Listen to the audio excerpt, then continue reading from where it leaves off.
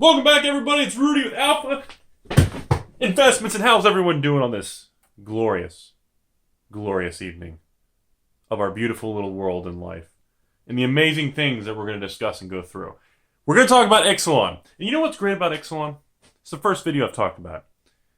Is that the way Wizards engineers these little things and the way they do it. They come up, they sneak up and they kind of go, "You guys like that feeling? You don't even know we're doing it."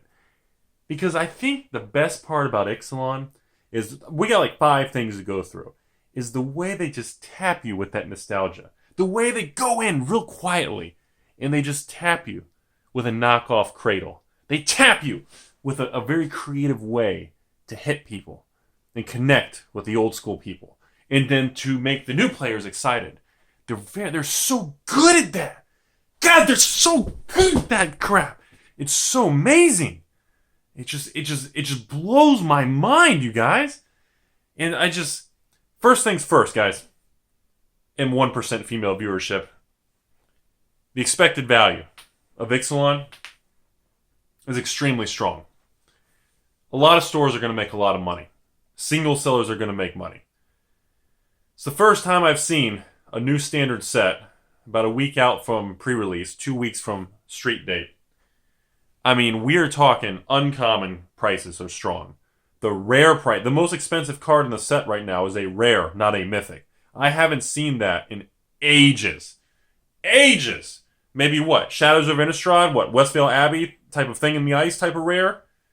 It's incredible. It's absolutely incredible. And even the mythics. Between the dinosaurs, the pirates, but the flip cards. The way they design the creative flip cards. And the way the Wizards tapped you with nostalgia.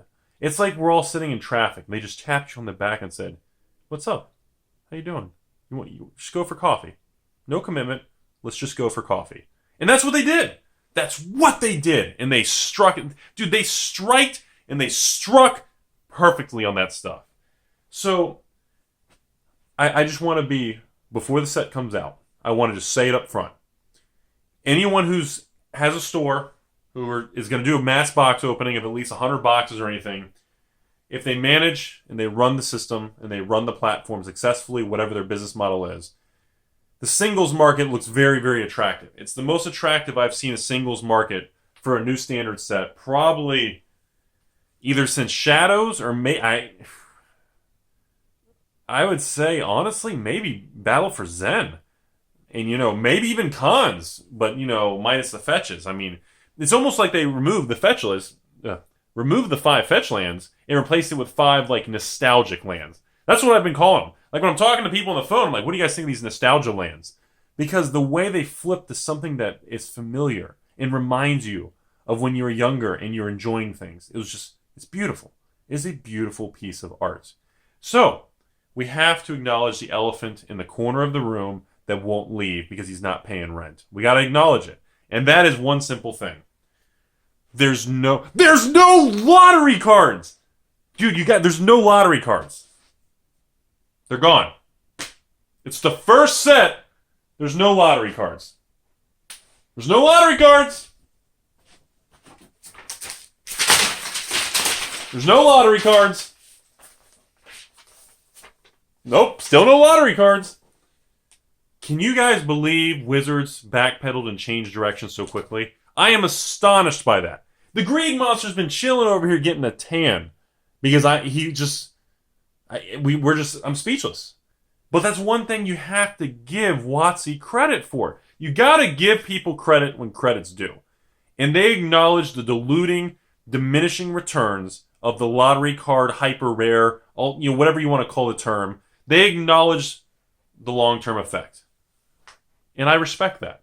When someone can acknowledge, for the greater good, to make a change or shift business model or direction for a better long-term just objective for everybody. And I think they hit it on.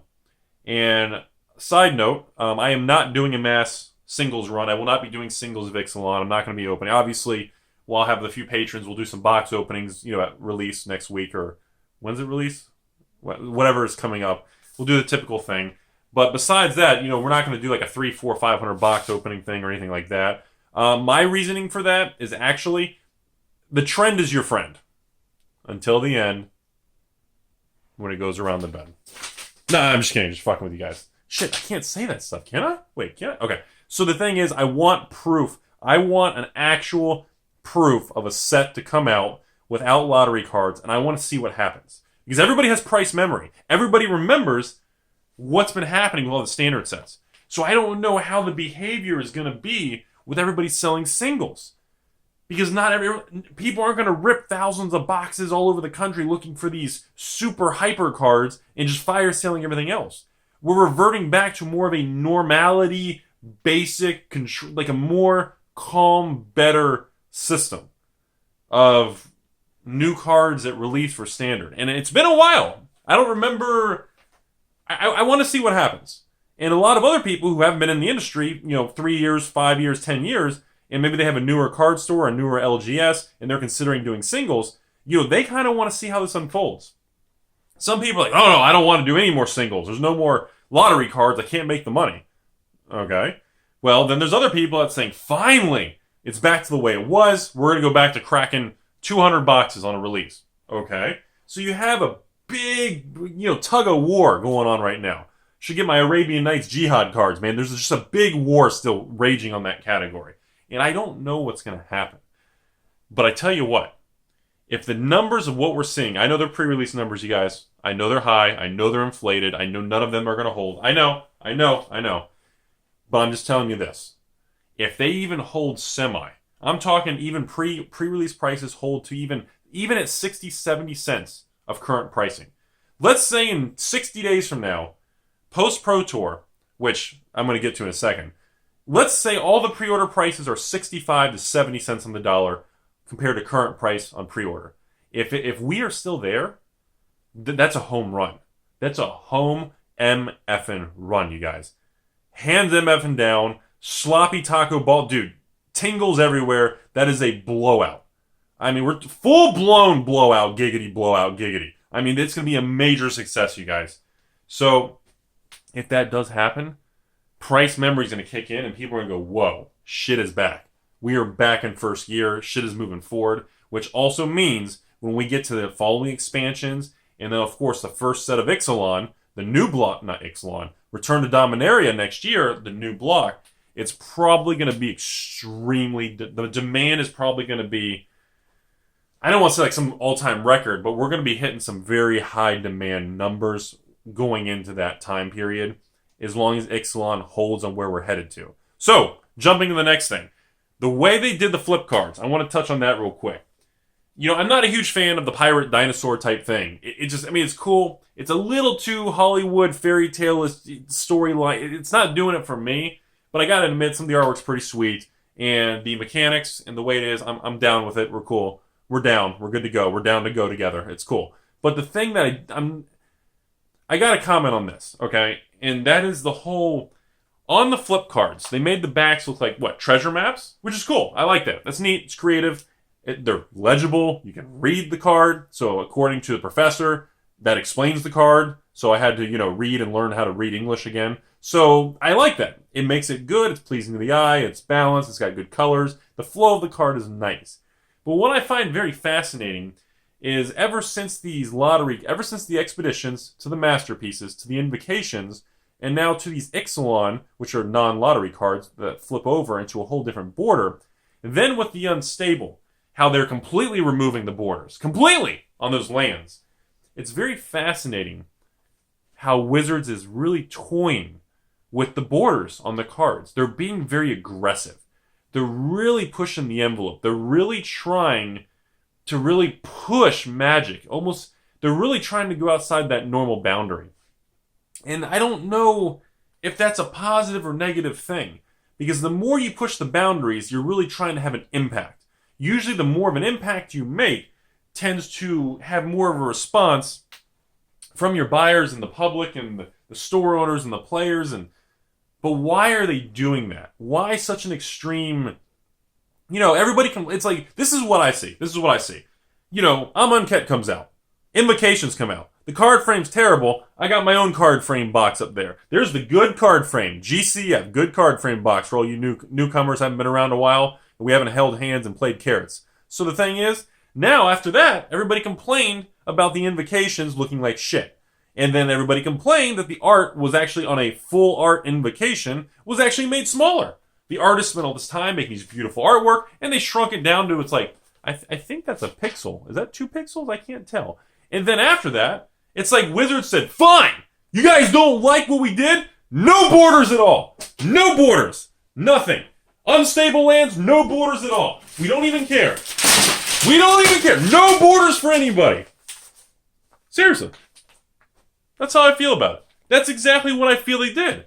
They went from, like, making these exotic Egyptian borders, and they missed the target, and then everybody complained, so Wizards is, like, throwing a hissy fit saying, you know what? Fine.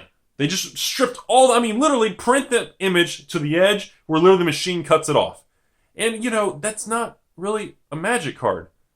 Like, to me, a Magic card has to have some form of I don't know, completion. Like a polished product. Like, when it rolls out of the factory, it kind of feels like it's missing something. And I can't deny one simple fact. Like, the unstable floor lands, they're MF and beautiful. They're gorgeous. It is what it is. The flip cards for Ixalan, the treasure map style theme, they're beautiful. Nobody can deny that. And I'm not denying that fact. I'm pretty much pointing out and putting a flag in the category that I see they're really pushing outside their normal comfort zone on trying to kind of change or make the card game refreshing. And I don't know if that's the right direction to go. I don't know if that's really what's going to help. I don't know. I can't tell. Because you have to look at what they're doing. The way they're moving the chess pieces on the board. They always try to get that next step. They really try to figure it out. And right now, it's almost like they're just throwing shit at the fan, trying to see what sticks and kind of see, all right, well, the wind is pulling that way. Wait, I think it's going this way. Let's all just drift over here. I kind of feel like that's kind of what they're going for. So that's all I have to say about the card frame and the really aggressive nature of these card frames moving forward. And I expect Unstable to be no different with the basic set. I expect moving into Dominaria next year, you're going to see some weird card frame shit. I do expect all kinds of very exotic, non-standard textbook conservative Magic approaches moving forward with these sets as they try to keep things refreshing or exciting and to keep the hype up release. Okay, so back to Ixalan. The other thing we want to touch on now real quick is the fact that all the cards were leaked so early. What kind of effect, if any, is that even going to have on once it actually hits the street and it flows through the system and the stores and players, everybody starts buying and selling? Is there going to be effect on the card prices and the rate of change, the velocity of the speed of which the cards move through the system? Is there going to be a difference because people are a lot more familiar with the card and they're a lot more understanding of like the mechanics of the card because they've had more time to kind of absorb it? See, I don't know. Things like that are all variables that we don't really have any history or track record on to really analyze or to be able to really point a direction on. So there's a lot of uncertainties on all this stuff happening right now. So, final thing, I do firmly believe Ixalan is actually going to be a very big success for Wizards. I still think the theme, although it may not hit me in my core, doesn't really get me all excited, doesn't kind of get me, wound up. I actually think overall, I think the player base, the theme, the tournament scene, the Pro Tour, all this stuff, and players and store owners and F&M, I think the market's going to take to it pretty well. And I find it real fascinating, especially considering there is no lottery card system. And I don't know what's going to happen longer term. There's a lot of people that say, Rudy, the box prices and the expected value is probably going to be higher because they took out the expensive cards. It's like, what? Wait a minute. So they took out the expensive lottery cards. So the expensive cards are gone, but the cards are going to be worth more. A lot of people are having a difficult time absorbing and really grasping that on the surface. So, again, Ixalan's a large set. So that's all I really have in this video. I want to kind of lay it all out. I just want everybody to know my thought process on it. I don't know. I'm not here to say, everybody buy Ixalan. Everybody invest in this. I don't know. All I can tell you is this is the information. This is what I see happening. It looks like it's going to have a very strong, successful launch. And it looks like the card prices are going to hold a lot more stable, ironically. They're not going to be as unstable compared to the previous blocks. Hey-o! Anyway, so, it looks positive. Everything looks pretty positive. As far as the FNM attendance and the promos and different things, I'm not sure. Wizards still has a lot of work to do on that stuff, especially around the launch of Ixalan. And hopefully they get all the stores, the pre-release kits on time. Everything actually fires on time. And that's all Wizards doing in logistics. Hopefully they can actually, handle something simple or more simple than that. So that's all I have to say. I want everyone's opinion. Do you guys agree with me? Do you think I'm missing anything imperative? I mean, the fact is right now, these pre-order prices, you have rare cards, very strong pricing. Mythic cards, very strong pricing. Uncommon lands, very, very strong pricing. Common cards with strong pricing. I mean, you've got extremely strong pricing on cards. So, I mean, that's what the numbers show. As we approach release and it hits the market, we're going to see what kind of impact we got. And I hope you guys enjoyed the video. As always, tell me what everyone thinks. If you think, Rudy, good talk, don't care, I'm going to go back to watching appropriate things. I hope you guys enjoyed the video. As always, may your taco always remain floppy.